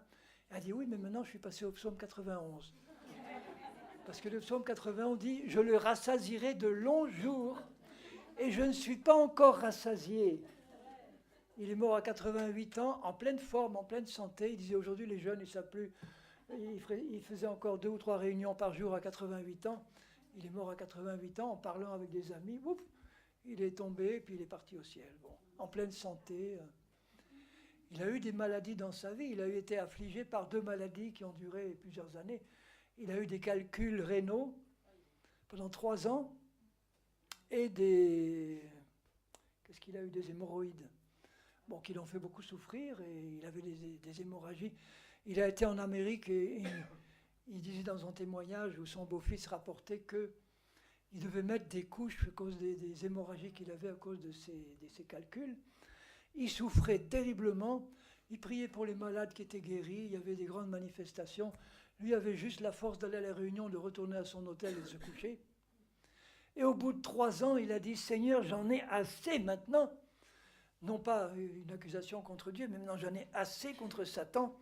Seigneur, maintenant, aujourd'hui, c'est le dernier jour. Il a pris une bouteille d'huile, il se l'est versé entièrement dessus. Et pendant une journée, il a évacué une petite bouteille complète de calcul biliaire. Et il pouvait les montrer après, des calculs pointus, des calculs qui étaient vraiment... Donc il a souffert le martyre et ça a été fini. Pareil pour les hémorroïdes. Donc c'était un homme de foi, il disait, jamais je ne donnerai mon corps à un médecin ni à un chirurgien. Jamais Seigneur, ce corps qui t'appartient, c'est toi qui vas t'en occuper. Aujourd'hui, voir des prédicateurs qui ont ce type de consécration, hein. John Lake, le fameux missionnaire John Lake qui était en Amérique du Nord mais qui est parti missionnaire en Afrique du Sud, il était millionnaire, il était membre de la Chambre de commerce de Chicago, il avait une compagnie d'assurance, il était millionnaire. Il voulait servir Dieu, il n'y avait que ça qui l'intéressait. Quand il recevait des clients pour ses contrats d'assurance, il leur parlait de Dieu. Puis ça, bon, il a fini par dire, Seigneur, je ne tiens plus, je laisse tout tomber, ma femme est d'accord, mes 5 petits-enfants sont d'accord, enfin ils étaient petits. Nous allons missionnaire. Dieu nous a demandé de vendre tout et de donner tout aux pauvres ou à des œuvres chrétiennes. Et ils sont partis avec le prix du billet de bateau, missionnaire en Afrique du Sud. Et Dieu a pourvu à tous les besoins. Et ils sont restés 3 ou 4 ans en Afrique du Sud. Ils ont créé des milliers d'églises. Il y a eu des centaines de milliers de conversions, des milliers de guérisons. Et quand il est revenu en Amérique, il s'est installé à une ville qui s'appelle Spokane. Il a continué à former des gens à ce qu'ils connaissaient de la parole de Dieu. Il formait une petite équipe de gens qui allaient prier pour les malades, qui recevaient des malades et qui leur montraient ce que Dieu voulait pour leur vie. Et il a été prouvé médicalement qu'en l'espace de 5 ans, il y a eu 100 000 guérisons surnaturelles à Spokane. 100 000 guérisons en 5 ans. On venait de partout pour bénéficier de ce réveil extraordinaire de guérison, à tel point qu'ils ont dû fermer l'hôpital de Spokane, il n'y avait plus de malades. Et les Américains qui aiment bien donner des diplômes, donc, le maire a reçu le diplôme de la ville la plus saine des États-Unis. Il était pour rien, hein, c'était bon. Enfin. Il est allé dans une autre ville à Portland. À Portland, en 5 ans, il a eu 100 000 guérisons aussi. Et il expliquait pourquoi. Il dit, pourquoi est-ce qu'il n'y a pas de guérison? Parce qu'on n'enseigne pas là-dessus. On a passé 2000 ans à enseigner le salut par la foi en Christ, le pardon des péchés. Mais si on avait passé 2000 ans à enseigner en parallèle que Dieu voulait aussi guérir les malades comme il voulait sauver. Mais est-ce que les gens sont obéissants aussi? Comment? Est-ce que les gens sont obéissants aussi? Parce que si on n'est pas obéissant, il faut savoir que la bénédiction ne peut pas venir comme ça. Alors ça, c'est justement une des doctrines qu'il contestait dans son enseignement.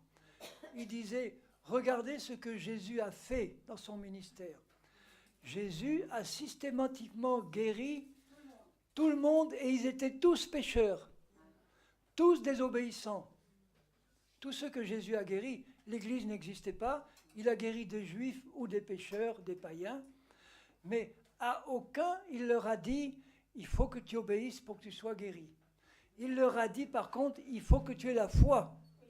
Alors le problème de la désobéissance, c'est ça, c'est que si quelqu'un désobéit, sa conscience est chargée et il a du mal à avoir la foi parce que sa conscience est chargée et l'ennemi va l'accuser en disant tu n'es pas digne de recevoir une guérison, tu ne peux pas la recevoir parce que tu es désobéissant.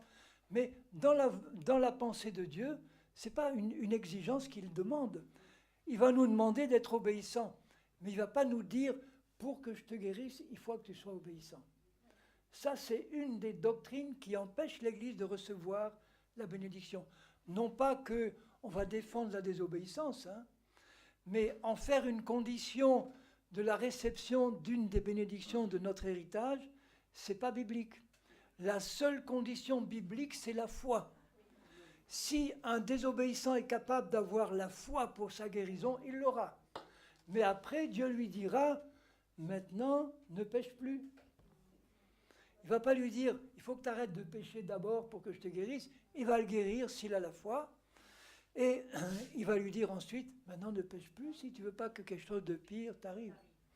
Donc ce que je voulais dire, c'est que dans le salut que Dieu nous a donné, Et là, je finirai peut-être par là. Ce soir, il y a ceci. Regardez dans l'Épître aux Galates, au chapitre 3. Bon, j'ai fait en Suisse, il n'y a pas très longtemps, dans le Valais, un séminaire entièrement sur ces deux versets-là, et à Lausanne aussi, dans les environs de Lausanne. Dans Galates 3, verset, à partir du verset 10, Galates 3, 10. Tous ceux qui s'attachent aux œuvres de la loi sont sous la malédiction. Ça veut dire que si tu essayes d'obéir à la loi de Dieu pour avoir une bénédiction ou pour recevoir le salut, ça ne marchera pas. Tous ceux qui s'attachent aux œuvres de la loi, sous-entendu, pour obtenir la justice ou pour obtenir quelque chose de Dieu, tu restes sous la malédiction parce que tu es incapable d'obéir à toute la loi de Dieu. Car il est écrit, maudit est quiconque n'observe pas tout ce qui est écrit dans le livre de la loi et ne le met pas en pratique. Il parle de la loi de Moïse, mais on pourrait parler de la loi de Dieu en général, de la volonté de Dieu en général. Que nul ne soit justifié devant Dieu par la loi, c'est évident, puisqu'il est dit, le juste vivra par la foi. On reçoit la justice par la foi et ensuite on continue à vivre par la foi. Or, la loi ne procède pas de la foi, mais la loi dit, celui qui mettra ces choses en pratique vivra par elles. Mais on ne peut pas le faire parce qu'on ne peut pas obéir à la loi. Donc on n'a pas d'autre choix que de marcher par la foi. Et ça nous suffit. Alors il dit, maintenant le verset 13, « Christ nous a rachetés de la malédiction de la loi. » Cette malédiction qui est décrite dans Deutéronome 28, où vous avez les 15 premiers versets, les 14 premiers versets qui disent « Voilà les bénédictions qui viendront sur toi si tu obéis. » Il donne une liste de 14 versets de bénédiction. Et ensuite, il donne une liste de 55 versets de malédiction si on désobéit à la loi de Dieu. Si tu désobéis à la loi, voilà toutes les malédictions qui viendront s'abattre sur toi. Tu seras maudit dans les champs, maudit dans la ville, maudit à l'extérieur, à l'intérieur. Ta famille sera maudite, tes récoltes seront maudites, tes animaux seront maudits. Toi, tu seras maudit. Tu seras la proie de tes ennemis. Tu seras frappé de toutes les maladies possibles et imaginables. Il donne une liste de 21 maladies. Et la dernière, la 21e, c'est toutes les maladies qui ne sont pas décrites dans la liste que je viens de donner. Donc ça inclut, toutes les maladies possibles et imaginables font partie de la malédiction de la loi. Donc ce n'est pas seulement la mort spirituelle, la malédiction. C'est tout ce qui accompagne la chute dans tous les aspects de notre vie. Nous naissons sous la malédiction. C'est comme une bombe à retardement qu'on reçoit dès la conception et qui est destinée à exploser dans notre vie plus tard sous différentes formes. Et là, il est dit que Christ nous a rachetés de la malédiction de la loi. Il nous a rachetés de nos péchés et de la malédiction associée au péché, parce qu'il est devenu malédiction pour nous. 2 Corinthiens 5, 21 dit, il est devenu péché pour nous. Là, il dit, il est devenu malédiction pour nous, dans son corps. Il a reçu dans son corps nos maladies, toute la malédiction, la mort qui nous revenait à cause du péché. Vous vous rendez compte? Merci Seigneur de ce que tu as fait. Merci, tu nous as libérés de tout ça. Et pourquoi il nous en a libérés? Il le dit, car il est écrit, maudit quiconque est venu, afin que, pourquoi il nous a libérés de la malédiction? Afin que la bénédiction d'Abraham est pour les païens, c'est-à-dire il parlait à des païens, nous tous, ou les juifs aussi, hein. Mais là, comme il parlait à des païens, il dit que la bénédiction d'Abraham est pour les païens son accomplissement en Christ, et en plus, ce que n'avaient pas les anciens, comme Abraham, que nous recevions par la foi l'Esprit qui avait été promis par les prophètes. Donc vous avez là, dans ces deux versets, un condensé de ce que tout comprend notre salut. Notre salut comprend la bénédiction d'Abraham, Alors qu'est-ce qu'elle comprend, la bénédiction d'Abraham? Elle comprend, entre le chapitre 12 et le chapitre 24 de la Genèse, elle comprend des dizaines de promesses spécifiques, particulières, qui étaient réservées à Abraham et à sa descendance. Je ne vais pas les détailler, il y en a une soixantaine, qui se répètent souvent, mais en gros, la bénédiction d'Abraham comprend la justice reçue par la foi, c'était le cas d'Abraham, parce qu'il crut à Dieu, il fut déclaré juste. Or, être déclaré juste, ça veut dire deux choses. Ça veut dire recevoir le pardon de ses péchés et recevoir la nouvelle naissance spirituelle. Abraham a reçu la nouvelle naissance spirituelle. Mais comme il n'avait pas l'esprit résident en lui, il ne pouvait pas marcher par l'esprit comme nous le pouvons, ce qui explique les erreurs grossières qu'il a pu faire dans sa vie. Il a marché souvent par la chair, parce qu'il ne pouvait pas marcher comme nous par l'esprit, mais il pouvait avoir le pardon de ses péchés et la nouvelle naissance. Ça, c'est inclus pour nous aussi dans la bénédiction d'Abraham. Ensuite, il y avait, en deuxième, il y avait une vie longue et heureuse, une vieillesse heureuse et pleine de bénédictions. C'est-à-dire qu'il y avait là la guérison et la santé, et une vie longue et heureuse. Ça fait partie de la bénédiction d'Abraham. Quel est son accomplissement pour nous? En troisième point, il avait la victoire sur ses ennemis. Rappelez-vous qu'avec 400 de ses serviteurs, il a vaincu 5 armées ennemies. Une promesse de victoire pour ses ennemis. Nous l'avons dans la bénédiction d'Abraham. Il y avait ensuite une promesse de prospérité à tous égards. Alors, je ne suis pas un partisan de la doctrine de prospérité qui consiste à dire, pour que tu sois un bon chrétien, il faut que tu sois millionnaire, il faut que tu aies un palace, il faut que tu aies la dernière voiture Jaguar ou Mercedes. Non.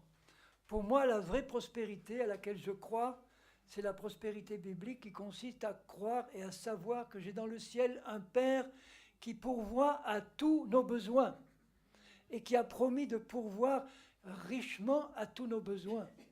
Au moment où il se présente, je n'ai pas besoin d'avoir 1 million d'euros dans mon compte bancaire, je ne les ai pas d'ailleurs, mais enfin bon, je n'ai pas besoin d'avoir, mais je sais que si j'avais un besoin là d'1 million d'euros à dépenser, mon Père Céleste me les fournirait. À condition que ce ne soit pas pour des dépenses stupides. Bon. Quand Dieu m'a demandé, moi qui étais enseignant à l'université à Grenoble, puis ensuite directeur des études dans une école supérieure, bon, de lâcher tout, de démissionner, de partir prêcher l'évangile, sans salaire, sans sécurité sociale, sans chômage, sans aucune aide de l'État, sans demander rien à personne, avec une femme et 5 enfants, dont 2 commençaient des études supérieures, justement d'école de commerce, où vous savez ce que ça coûte. Hein. Donc, Dieu dit, si tu réponds à cet appel, moi, je pourvoirai.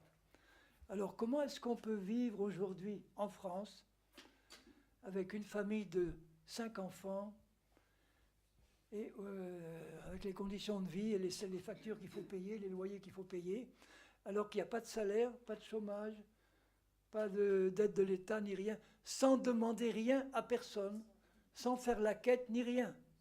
Ça veut dire qu'on a vécu des miracles chaque jour, par la fidélité de Dieu. Si je vous racontais tous les miracles qu'on a vécus, j'y passerai la nuit. Parce que j'ai un Dieu qui a dit, je pourvoirai à tous vos besoins. Alors c'est sûr qu'au début, mes enfants me disent après, oui, mais papa, quand même au début, c'est sûr, on a eu à manger, on a eu la nourriture, on a eu tout, mais c'était quand même un peu plus facile avant, quand tu étais prof à l'université ou directeur, bon, on avait davantage de facilité, on avait plus de bonnes choses à manger dans l'immédiat, ou de variétés, ou de vêtements de marque, bon, bon, ça a duré un temps d'épreuve qui était court, qui a duré quelques mois, où là c'était au jour le jour. Hein, on avait de quoi aujourd'hui, et demain je ne savais pas, mais je savais qu'on l'aurait. Mais ensuite ça a été de plus en plus à l'aise, et on a manqué de rien. Mais dans leur pensée, ils ont eu des souvenirs qui leur montraient que si on vivait au jour le jour, hein, pour eux, dans leur esprit, ils se disaient, oui, mais Papa, il n'a pas l'air de s'inquiéter, mais nous, quand même, ma femme me disait, mais enfin, tu es sûr qu'on va avoir de quoi payer le loyer à la fin du mois? Là, on est le 29 et on n'a pas encore de quoi payer le loyer. J'ai dit, mais t'inquiète pas, ma chérie, t'inquiète pas, ça va venir. Et je me rappelle qu'une fois ou deux en 10 ou 15 ans, en 15 ans, on a retardé le prix du loyer d'un ou deux jours. On l'a payé, au lieu de le payer le 31, on l'a payé le 2 ou le 3. Mais on avait de quoi. Dieu est merveilleux. D'une manière ou d'une autre, il a toujours pourvu. Donc ça fait partie de la 4e bénédiction. Dieu pourvoira avec abondance à tous tes besoins. Tu n'as pas besoin de paniquer parce qu'il y a une échéance, il y a une facture, il y a ci, il y a ça. Si tu crois en Dieu, il pourvoira. Et la 5e, c'est tu seras béni dans ta descendance et dans ta famille. Déjà, si on n'avait que ces 5-là, on dirait, mais alors là, la vie chrétienne, elle est merveilleuse. Avec des persécutions, hein, avec des tribulations, avec des choses qui nous viennent de ce monde contrôlé par Satan. Mais ça fait partie du programme, on ne peut pas y échapper. Mais pour le reste, avoir le salut, le pardon de nos péchés, la nouvelle naissance, avoir la guérison de nos maladies, une vie longue et heureuse, en bonne santé, avoir la victoire sur nos ennemis, avoir un Dieu qui pourvoit à tous mes besoins et avoir la bénédiction sur ma famille et ma descendance, je dirais, mais là, je suis comblé. Mais non, ça ne suffisait pas encore à Dieu. Il a dit maintenant, et que nous recevions en plus par l'Esprit, que nous recevions par la foi l'Esprit qui avait été promis. Ça, nous l'avons en Christ, Abraham ne l'avait pas. C'est-à-dire la présence de l'Esprit de Dieu en moi, qui fait de moi l'habitation sainte de Dieu. Et ce que ça signifie maintenant d'avoir l'Esprit de Dieu en moi, ça veut dire que maintenant, je peux faire partie de l'épouse de Christ, que eux n'avaient pas accès à cette grâce. Maintenant, je peux apprendre et vivre par l'Esprit et marcher par l'Esprit dans la victoire sur la chair que eux n'avaient pas. Je peux recevoir par l'Esprit une communion avec Dieu, des dons spirituels, une vie dans l'Esprit que eux n'avaient pas. Rien que ça, d'avoir la présence de Dieu en moi, et ce qu'elle représente, d'avoir l'Esprit, le Père, le Fils et le Saint-Esprit en moi, en permanence, et ce que ça représente pour ma vie. Mais c'est bien plus grand que toute la bénédiction d'Abraham que je viens de vous décrire. Et nous avons les deux en Christ. Alors, quelle est la part de ce qu'il annonce là, qui fait partie de notre salut complet qu'il nous a acquis? Quelle est la part dont la plupart des chrétiens bénéficient dans leur vie aujourd'hui? Le pourcentage de tout ça. Rien que sur le plan des maladies et des infirmités, l'apôtre Jacques dit à la fin de son épître, « Quelqu'un est-il malade là parmi vous ?» C'est comme si je vous disais, bon, mais est-ce qu'il est possible qu'il y ait quelqu'un de malade ici parmi nous? Ça ne lui paraissait pas normal. Qu'il appelle les anciens de l'Église, que les anciens de l'Église prient pour lui en loyant d'huile au nom du Seigneur. La prière de la foi relèvera, sauvera le malade, et s'il a commis des péchés, le Seigneur lui pardonnera en plus. Aujourd'hui, je demande dans une église, ça m'est arrivé, levez la main ceux qui sont malades, qui ont une maladie quelconque, grave ou pas. Ben, vous pouvez être sûr que c'est au moins du 75% ou du 90%. Peut-être pas ici, hein, gloire à Dieu si c'était le cas, mais enfin. Donc là, il y a une partie de mon héritage dont je ne bénéficie pas, qui fait partie de mon salut maintenant. Rien que si j'entrais dans le domaine de la guérison, vous verriez le nombre de raisonnements, de doctrines qui surgiraient, que je peux appeler ami chrétien, un pasteur américain, appelle les vaches sacrées des chrétiens qui ne veulent jamais tuer. C'est-à-dire des doctrines qui sont fausses, mais qui considèrent comme tellement sacrées qu'ils n'y renonceraient sous aucun prétexte alors qu'il faut les tuer. Des fausses doctrines. J'ai fait un jour la liste de ces vaches sacrées, rien que pour la guérison, il y en avait une pleine page. Et tout ça, si nous les recevons dans notre âme comme doctrine vraie, eh bien, ça encombre notre âme de mensonges et ça empêche la volonté de Dieu de se manifester. Je vois la volonté de Dieu manifestée dans le ministère de Jésus, qui a guéri systématiquement tous ceux qui venaient à lui, sans une seule exception, sans jamais demander rien d'autre que la foi. Et ils l'avaient tous, même ceux où il n'est pas marqué qu'ils l'avaient. Il est marqué dans les 2/3 des cas des miracles effectués par Jésus. Jésus a dit « ta foi t'a guéri ». Ta foi t'a sauvé. Il n'a jamais dit « c'est ma puissance qui t'a guéri ». Pourtant, c'est de sa puissance qui les a guéris. Il dit « ta foi t'a guéri, ta foi t'a sauvé ». Dans d'autres cas, ce n'est pas marqué, mais par exemple, le paralytique de Bethesda, qui était malade depuis 38 ans, Jésus lui dit « toi, tu veux être guéri ? Oui, mais il n'y a personne pour me porter dans la piscine, et quand j'y vais en me traînant, il y en a un autre qui est venu. » Donc, ce n'est pas ça que Jésus voulait qu'il fasse, hein. Mais Jésus le regarde et lui dit avec autorité, « Maintenant, lève-toi, prends ton lit et va dans ta maison. » S'il n'avait pas eu la foi à ce moment-là, cet homme aurait dit, « Mais tu vois bien que je suis malade, que je suis paralysé depuis 38 ans, mais je ne peux pas, c'est pas possible, je ne peux pas me lever. » Il a écouté, il a été touché par l'autorité, parce qu'il faut quand même de l'autorité pour ordonner ça, en sachant que s'il obéit, il va se passer un miracle. Il a fait un effort, et en faisant l'effort, le miracle s'est produit. Quand il a dit à l'homme qui avait la main sèche là, dans la synagogue, il regarde, il dit, est-il permis de faire un miracle le jour du sabbat? Les pharisiens commençaient à râler. Il dit à cet homme, étends ton bras. Si l'homme n'avait pas été dans la foi, il aurait dit, mais je ne peux pas, je suis paralysé comme ça depuis X années.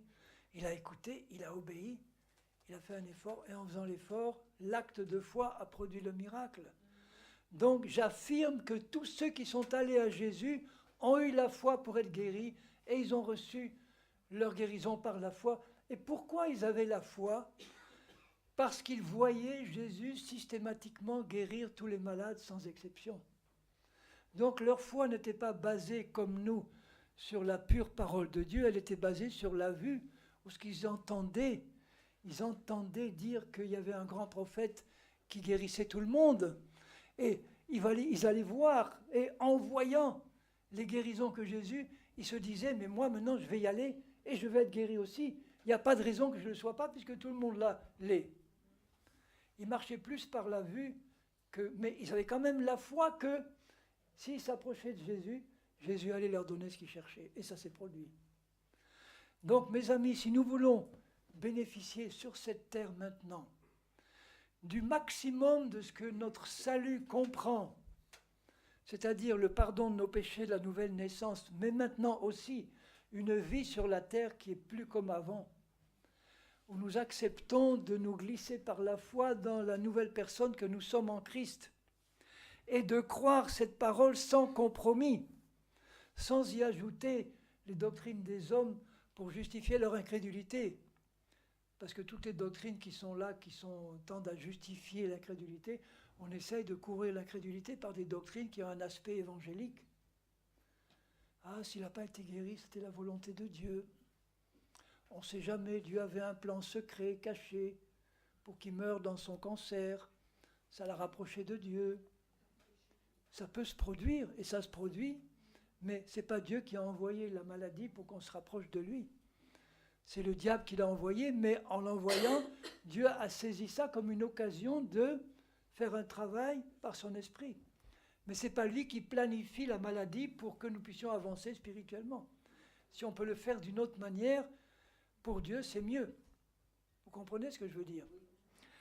Donc voilà, vous avez une description de ce que notre salut comprend et de ce que Dieu veut, dont nous bénéficions maintenant, dès maintenant sur cette terre-là.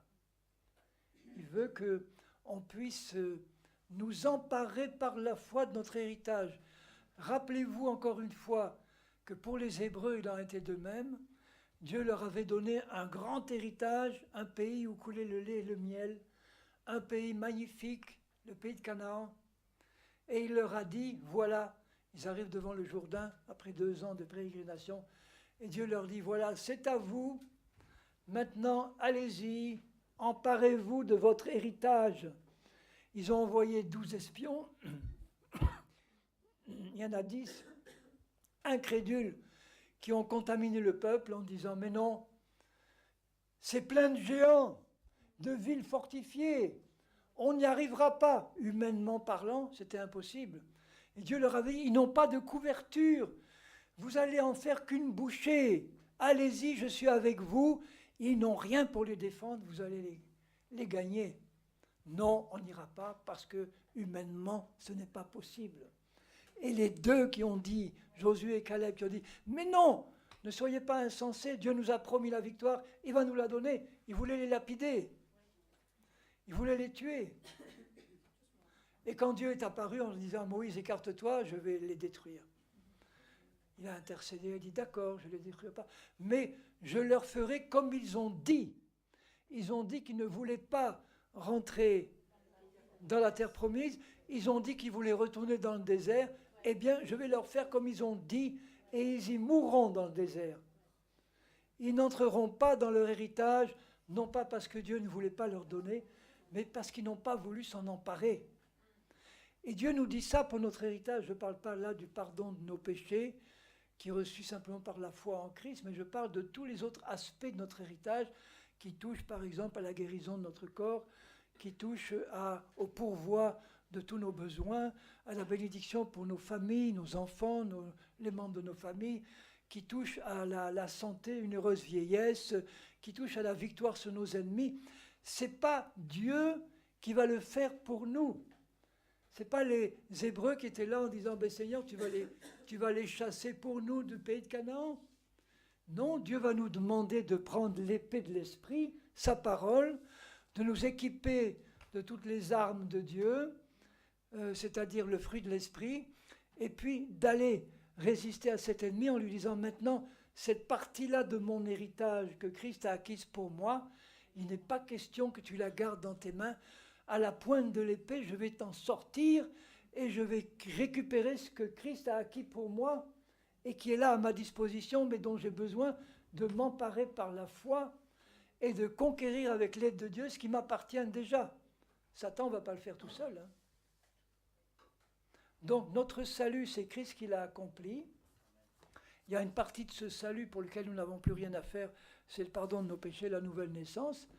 Mais tout le reste de notre salut, si nous voulons en profiter sur cette terre-là, il va falloir que nous nous engagions dans un combat spirituel contre l'ennemi de nos âmes qui tient actuellement une partie de cet héritage et duquel nous devons le déloger par la foi, par la prière et par la persévérance dans le combat pour le déloger.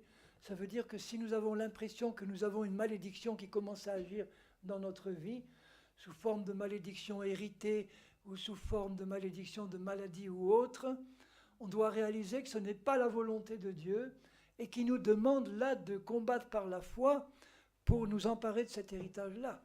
J'aimerais bien, avant qu'on se quitte, avoir un ou deux témoignages, parce que il y en a qui méritent d'être entendus sur ce plan-là, et je vous donnerai l'occasion, pensez-y, peut-être toi aussi, ma sœur, si tu veux, de guérison de cancer ou de maladies incurables qui ont été obtenues ici la dernière fois ou pas très loin de là où nous allons nous réunir de temps en temps. Donc il montre que quand nous adoptons cette position de combativité-là et que nous avons confiance en Dieu, l'ennemi est obligé de lâcher ce qu'il tient actuellement entre ses mains. Bon, j'arrête là pour ce soir. Oui, là, j'ai dépassé l'heure que j'avais prévue. Est-ce qu'il faut que je m'en excuse auprès de vous? Non, ça va? Bon. Donc, demain, je vais aborder de plus près les versets qui montrent qu'on ne peut pas perdre ou qu'on peut perdre son salut. Mais j'ai l'intention quand même si je vais aller de manière assez détaillée, j'ai l'intention de ne pas quand même y passer trop de temps, simplement pour vous montrer qu'ils y sont là, et comment concilier cette opposition apparente pour nous permettre de comprendre la pensée de Dieu pour nous.